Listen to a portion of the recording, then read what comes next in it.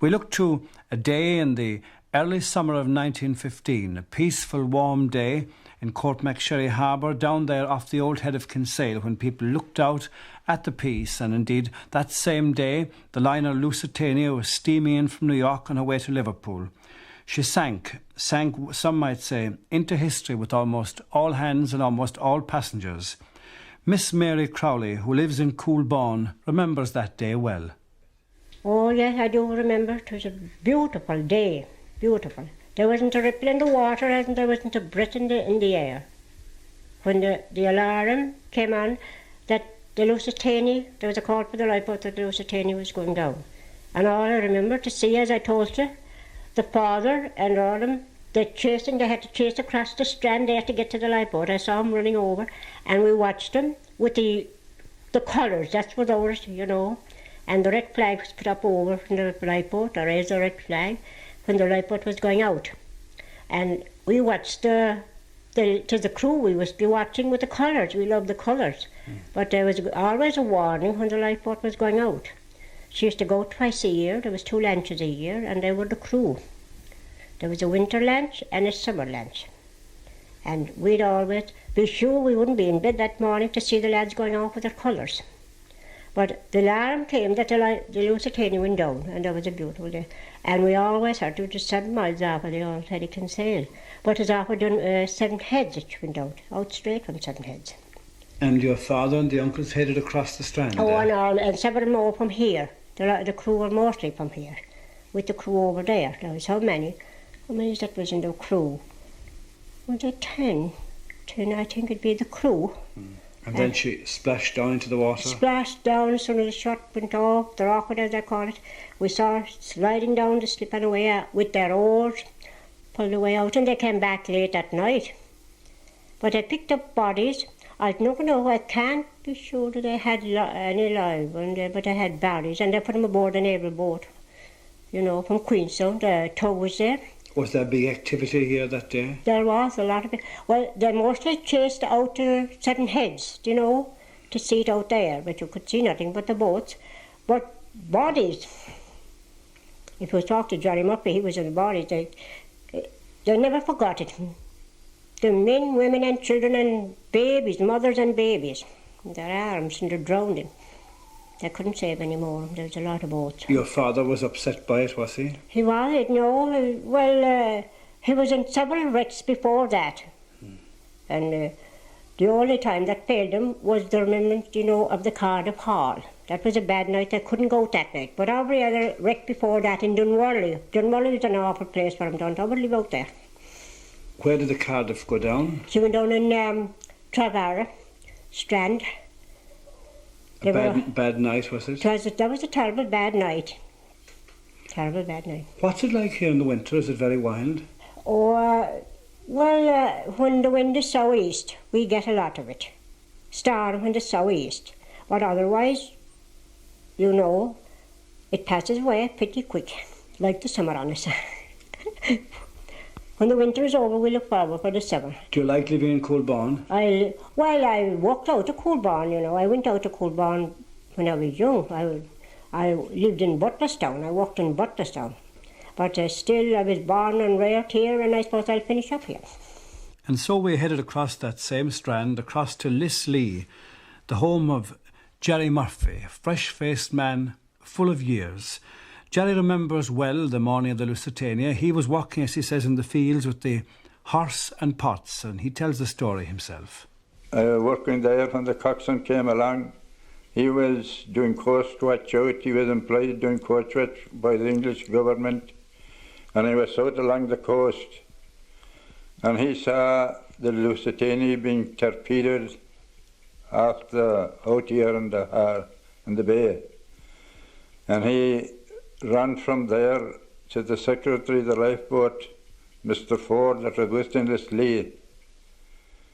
And when he told him, he ran over here, and he saw me down back of the house, loading manure, and he shouted to me, "Come on, Jerry, the Lusitania's gone down south there." So I went away immediately after him. And as soon as the crew were assembled. She was launched and we went to half south. There was no breeze of wind at all, it was quite calm. We couldn't raise any sail. So we rowed the whole way out to where she went down. And the first thing we met was a raft from the liner loaded with people alive. And they'd been towed in by a fisherman from south, from the western side of the parish there by the name of Madden. And his crew, they were towing her into Courtmacsherry. So the coxswain of the lifeboat and Mr. Ford, they said they'd take them, but he said himself at home into Courtmacsherry. And the passengers that was on the boat, they shouted to us to go way out, that there was plenty more outside, that their souls were all right, to go way out. And a bit after that then, we come across a corpse floating in the sea, and we picked him up. He was a Swedish traveller, travelling for some company he was. So we picked him up, and in his pockets there was 30 sovereigns and a checkbook. So that was traced to his friends. That was sent to his friends. Their secretary took charge of it. And we pulled out then for, I suppose, to nearly another mile. And we came to the place we thought where she went down. The surest sign we saw of it that there she went down was the ashes floating on top of the water. And all round then, there was corpses all round floating. There was, without any, they had no life belts in them, a lot of them, but some of them had. There were life belts in some of them, but we didn't pick up anyone with a life belt. The 7 we picked up, they had no life belts in them. And we stepped on there then in 12, to be about after 2 o'clock before we left here. And before we reached out there, I suppose it was between 4 and 5. And we stepped on then there. We were the first there, and the Queenstown lifeboat was towed up there then by the drifter. And we started picking up the corpse. And we put them aboard the drifter. There were 2 drifters there. They're like small as the steamboats that used to drift nets, they were called, that's what they used to call them. And we stayed there then until they told us they wouldn't take no more, that they wouldn't stay any longer there, for that was too dangerous. When to be getting dark, that they wouldn't see the wreckage and thing ahead of them, and that they wouldn't stay anymore. So they gave us a tour then, or a pluck, some of them called it.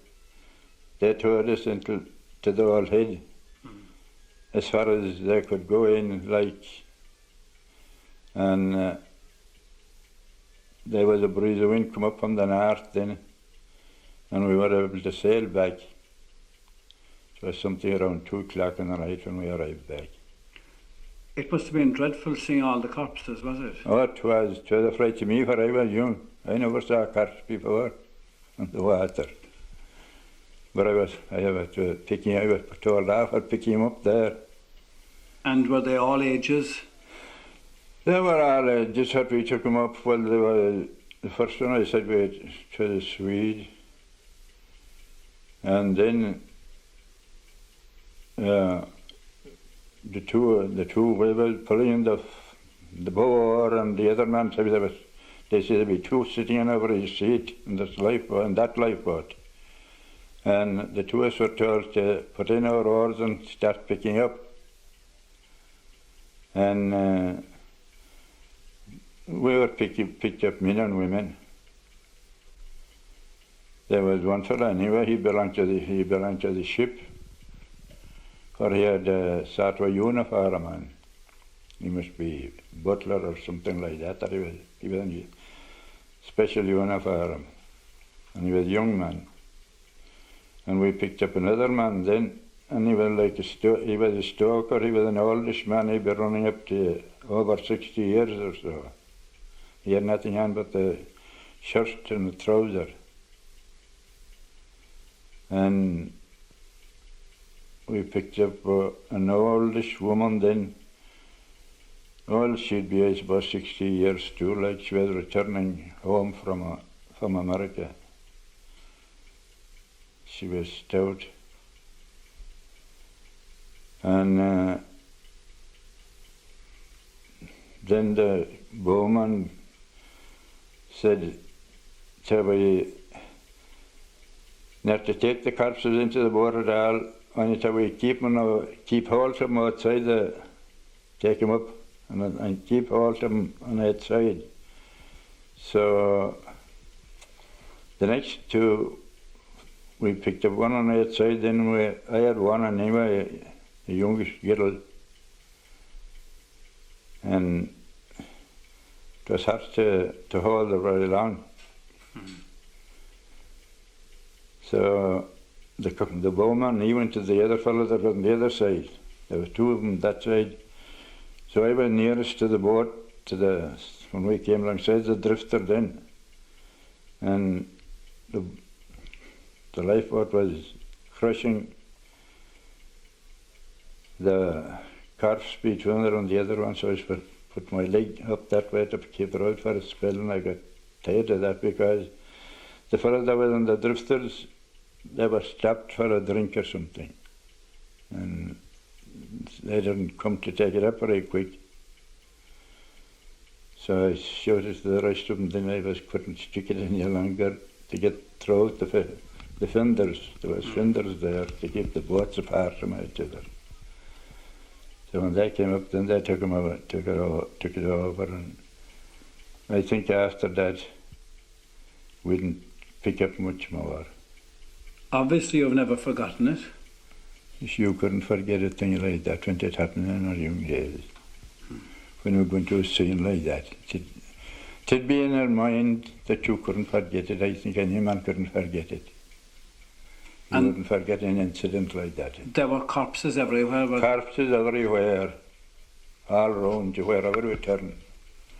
We passed by a lady, and she had a life belt on, and her hand was up like that, look. Up in the air? Up in the air, and she floating in the water.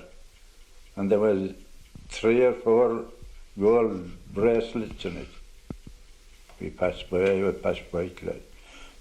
close, but we couldn't do anything when we had a corpse taken up before. Were there people alive in the water at all? No, not a soul alive. Not a soul alive. And were you the first boat to arrive out? Well, we were the first lifeboat. The Queenstown lifeboat came up a bit after. And there was no sign of wreckage, was there? Oh, there was. There was a few trunks, but not what you call a whole bulk of them like. But there was a good few trunks, and there was bits of wreckage too, boards or things of where they came from. But we didn't take a whole lot of notice. You wouldn't take a whole lot of notice of them there in a case like that. There were babies killed, I think, too. Well, I didn't see any babies. There could be. How many of you were on the crew that day? There was 12 oarsmen, a coxswain, a second coxswain, a bowman, and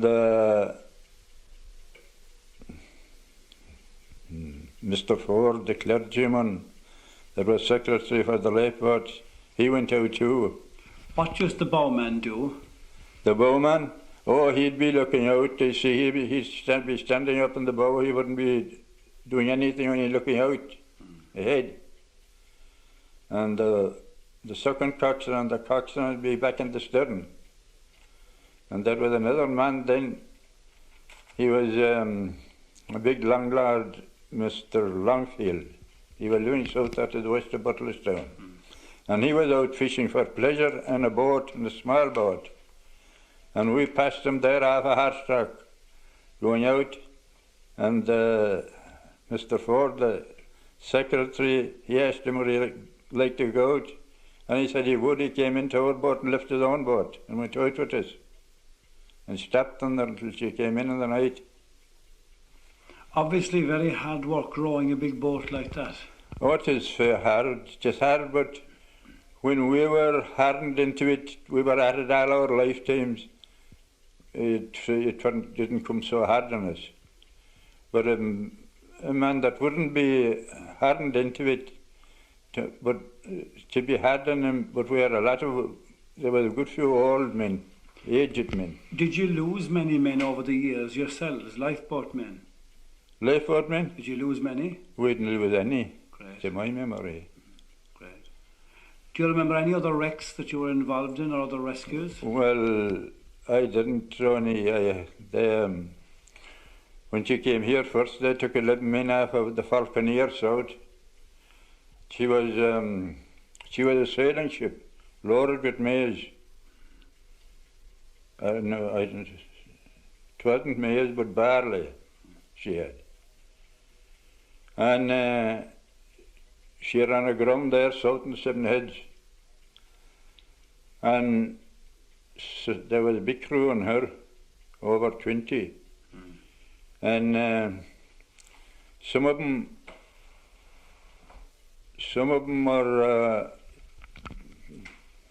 came into Travara Strand. There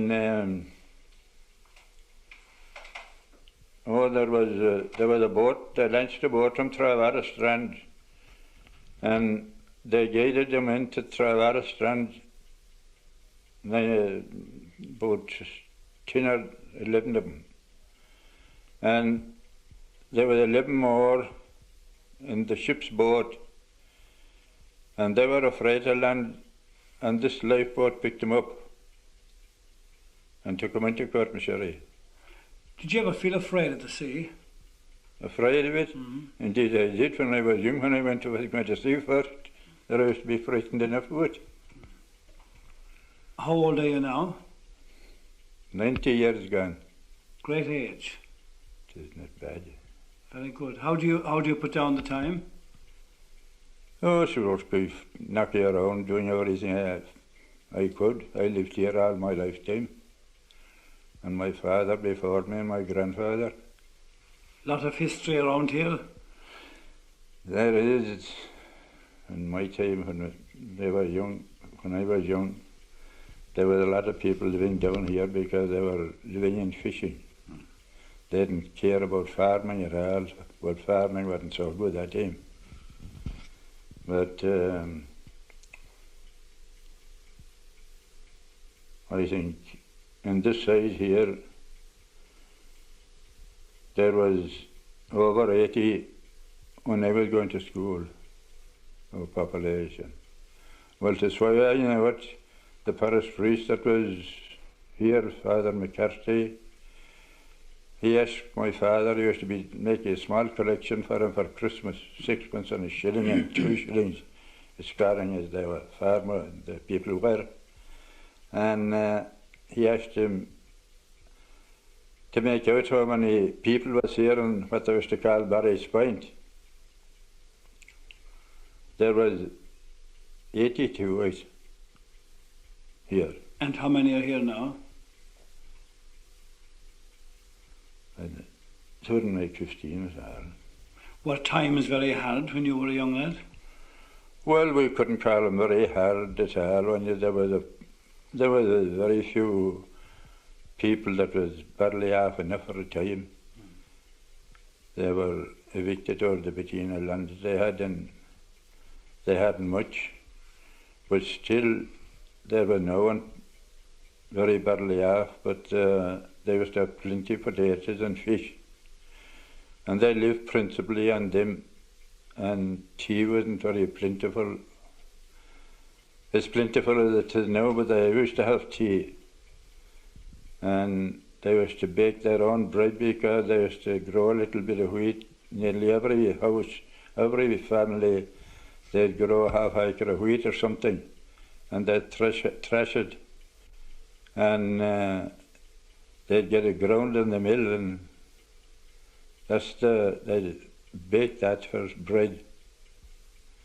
And they'd have fish, mostly plenty of fish in every house.